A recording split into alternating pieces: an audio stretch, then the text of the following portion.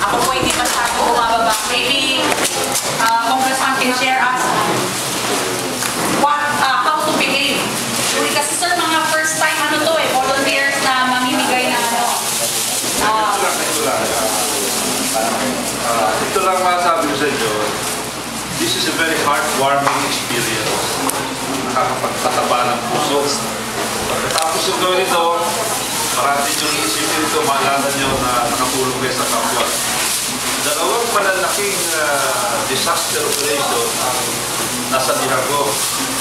Una, noong 1989, yung December 2 attempt, kasama ko rin yung mga ibang volunteers.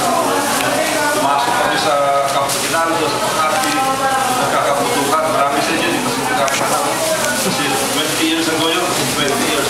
Meron isang kasama na nasulatan sa tamaan ng pala sa Bar Victoria. May closer yun. Staff.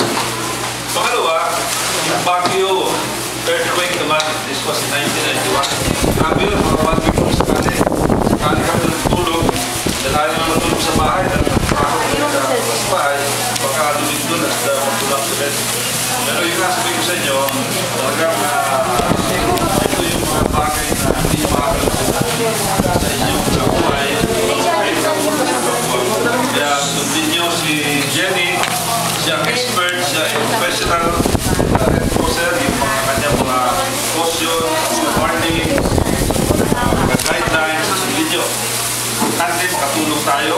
Pero sabi nga niya, pakalagaan ng sarili nyo. Magandang maging hero nito. Pero issue na serious good judgment bago kayo. Tayo naman namin na kayo ang magiging pupunta namin, tutulungan. We want you to appear back here, intact, and be able to talk about this meeting. So tayo makabalik kayo ng buo, walang bawas, just the excitement, just the good heart that you experience having the good heart to help the people indeed. At marami nga, espiritu ko na lang. More than 5,000 homes ang nire-report. Nagiging 5,000. So good luck sa inyo at patuloy, pakalagaan nyo sa inyo. Thank you. Salamat po for that very inspirational. So sana na-inspire ko you guys kasi nakikita na sila ko sa mga parang panghinila.